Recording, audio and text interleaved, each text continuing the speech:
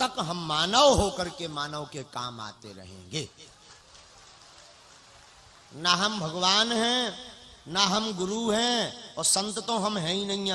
ना तो हमने काऊ महात्मा की लंगोटी लई, ना काऊ महात्मा को चमीटा लो, ना काऊ महात्मा की खड़ाऊ लई, तो संत तो हम हैं ही नहीं। आज एक और बढ़िया होगा, आज गुरुजी हमारे ब्याह कीजिए बोल गए हैं। हाँ, और हद तो जा हो गई, गाड़ी में बैठे बैठे भी गुरुजी कह रहे थे, बोले डेट ऐसी रखना विवाह की कि हम बारात में आ सकिए ताकि हम ठुमका लगा पाए। भाड़ में गाओ तो मोरे करो तैयारी, अपन हाँ चल रहे हैं, लेकिन गाना बदलवाने पड़े है। आज मेरे यार की शादी की जगह तुम्हें नौ बनवाने पड़े, आज मेरे गुरु की शादी है। है? तो ना तो हम भैया संत हैं, ना भगवान हैं, हम एक साधारण मानव हैं। मानव होने के नाते पूज्य पाद गुरुदेव भगवान की कृपा से हम जब तक जीवित रहेंगे, देखो भाई यज्ञ से क्या लाभ है, हमारा क्या फायदा हुआ।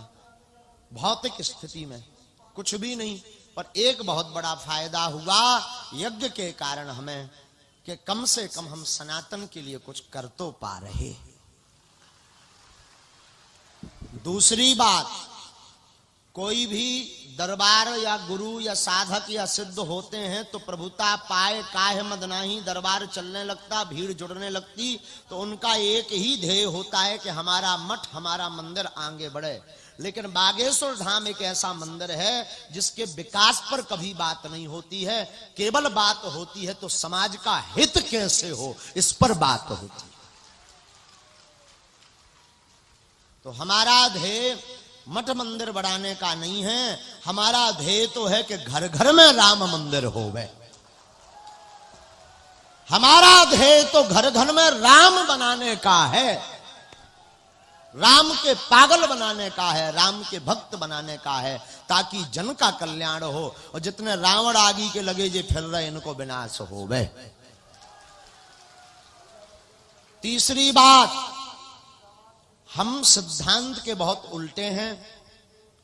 हमारी बातों पर ज्यादा गौर करके स्मरण किया जाए। अगर साधारणता तुमने हमारी बात उपयोग कर ली तो बिना ठटरी बरे नहीं रोकने हैं। हाँ, ये और बड़ी बात है, इसलिए जो भी हम बात बोले उस पर बड़ा स्मरण करके बड़ी गंभीरता से। एक व्यक्ति देखिए, यहाँ पर आज तो कला कीर्तन भी है, हमारे दादा भी आ गए। तुम्हारी चर्चा हम कई कथाओं में दादा कर लेते हैं, और वो तुम्हारे ढोलक वादक की चर्चा कर लेते हैं। हाँ, बहुत चर्चा कर, उसका क्या नाम, सुशील, सुरेश, हाँ हमें स्मरण है, सुरेश की चर्चा हम बहुत बार कर लेते हैं। सुरेश बाबू ही आवा हो, ये वही सुरेश बाबू हैं जिनकी चर्चा हम अक्सर कथाओं में बोलते थे कि एक बार ये हमारे दादा कीर्तनकार, इनको दादा दादा सब कहते हैं तो हम भी कहते हैं, तो कीर्तनकार आप जो है माठ साहब एक बार एक मंदिर गए, मंदिर में दर्शन करने जाना था। अच्छा, मंदिर पर दर्शन करने जाना था तो ये पूरी टीम उतरने लगी, तो उसमें ये सुरेश भी थे, लेकिन सुरेश को दिखाई नहीं देता, जन्मजात इनकी आंखें नहीं हैं, तो सुरेश को आंखों से दिखाई नहीं देता, पर मन की आंखों से ये हमेशा देखते हैं। तो वो मंदिर के लिए सब उतरने लगे, तो जो माठ साहब हैं इनके मुखिया लीडर कीर्तनकार, इन्होंने कहा कि ज्यादा एक चाहिए, कहां तुम्हें हम ले कहीं खो जाओगे तो आफत हो जाएगी, एक काम करो गाड़ी में ही बैठे रहो, हम लोग दर्शन कर आते हैं, अब तुम तो दर्शन कर नहीं पाओगे। बात भी चूंकि जन्मजात चक्षु है नहीं है, नेत्र है नहीं है, तो तुम यहीं गाड़ी में बैठो। इतनी बात कहकर के माठ साहब उतरने लगे, पूरी टीम उतरने लगी, तो सुरेश ने टोक करके कहा कि दादा नहीं, हम चलेंगे। तो माठ साहब ने पूछा क्यों चलेंगे, इसने बहुत करोड़ों का जवाब दिया, और अक्सर हम अपनी कथा में इस गाथा को पूरा सुनाते हैं।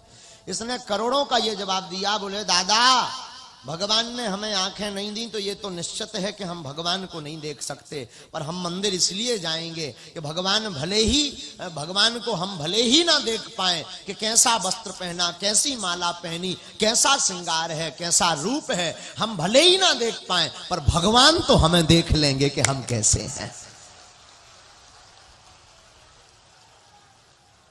जब कीर्तन कुंभ यहां हुआ था तब आपने परशुराम वाला पात्र आपको जब मिला था मार साहब, तब आपने प्रातः काल ये बात बोली थी, लगभग 3 बजे के लगभग, और हम बैठे हुए थे। हमने ये बात बड़ी गौर से सुन ली थी। वैसे भी हमारी आदत है दादा, को वहां लगत हो कि जो आगे को लोगों पगला है, जो लड़का भुलक्कड़ है, लेकिन हम भूलते ही नहीं है। हाँ,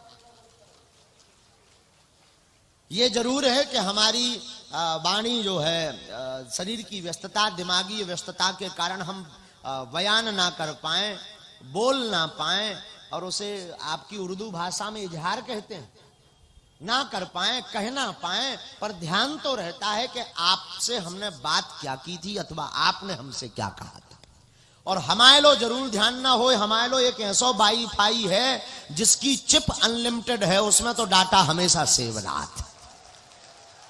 हाँ, हम भूल जाएं सो भूल जाएं, पर हमारे वाईफाई में ऐसे सिग्नल व्याप्त हैं कि जो कंप्यूटर ना तो हैक होता, न ये में वायरस आउता, न ये सिग्नल, न मौसम की दिक्कत, जो तो हवाई जहाज चील गाड़ी में लो के सिग्नल आ जात। तो आज शाम को कीर्तन भी है, और आज आप माट साहब और राम सुरेश द्विवेदी जी हैं। तो माट साहब और राम सुरेश द्विवेदी जी बागेश्वर धाम पर बुंदेलखंड के महाकुंभ में आज कीर्तन से संन्यास ले रहे हैं।